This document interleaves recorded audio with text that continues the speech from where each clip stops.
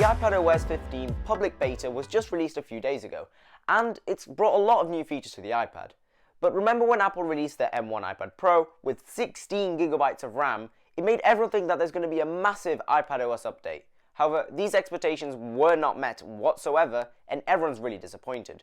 But that doesn't mean that this isn't a good software, so let's get into it. The biggest change to iOS and Android this year is FaceTime. It's finally been included on Android. However, it's just a website. Although on Apple devices, FaceTime has had an update.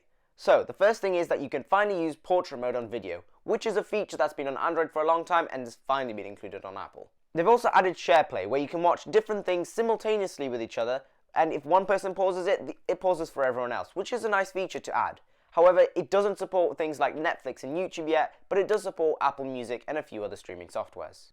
And similar to that, Apple also finally allows you to share your screen on FaceTime, which is absolutely amazing, and I've been waiting for this for a long time. Not just that, but they've added voice isolation as well, where basically if there's some background noise in the room, while you're talking, it'll turn off that background noise so that no one else in the call can hear it. So the biggest change you'll notice straight away is widgets. It's finally been added onto the home screen.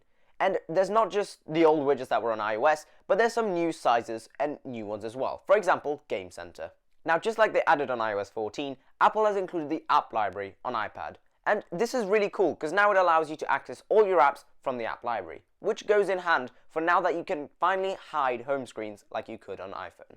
There've also been some sweet changes to multitasking. As soon as you open an application that supports it, there'll be these 3 dots at the top all across all apps that support it. Now, if you tap on these 3 dots, you'll have 3 different options. You'll have the full screen view, the split view, and the slide over.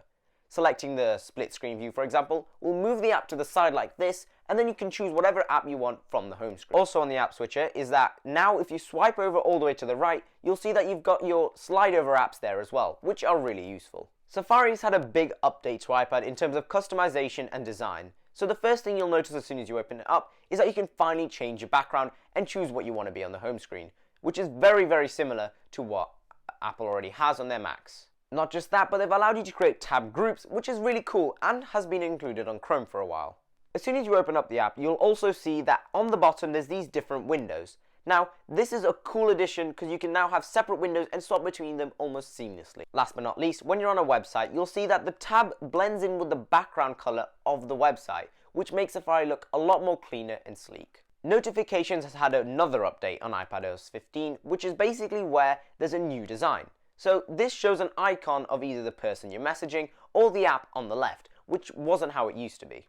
Along with that, they've added the new notification summary. And this is basically where you can choose what times of day you want this and what apps you want to be included in the notification summary. And it just gives you a summary of all your notifications so you don't have to read through hundreds of them. In line with notifications, you've got this new feature called Focus. This is where you can create as many modes as you like, which is simply a more advanced version of Do Not Disturb. So with this, you can choose what home screens you want to show up, what apps you want to allow, what notifications you want to allow, and who you want to allow to contact you. So for example, if you set up the work mode, only work apps will be shown on the home screen and you'll only get notifications from work colleagues.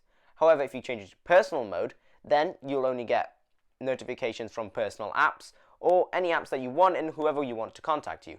And you won't get notifications from work, so you can separate your work life from your home life. Just like on iMessage, you can now mention people on Notes so that they get notified even if they don't have notifications turned on for Notes, which is really helpful. And you can also now use hashtags in your notes so that you separate them in separate different hashtag sections. Now let's go through some of the smaller features that were added on this update, one of which being Quick Note. So if you swipe from the bottom right corner of your iPad, you'll be able to access Quick Note.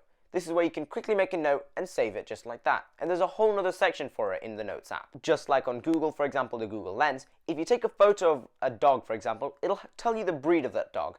And you can also take pictures of text and highlight that text just as if it was a document. Apple Maps has also had an update where now you can see the buildings and landmarks more clearly with more detail. If you're thinking about buying a Mac just so you can make an app for the App Store, now you can do that on your iPad just using Swift UI, using the regular Swift Playground app which you might already have. So that's iPadOS 15.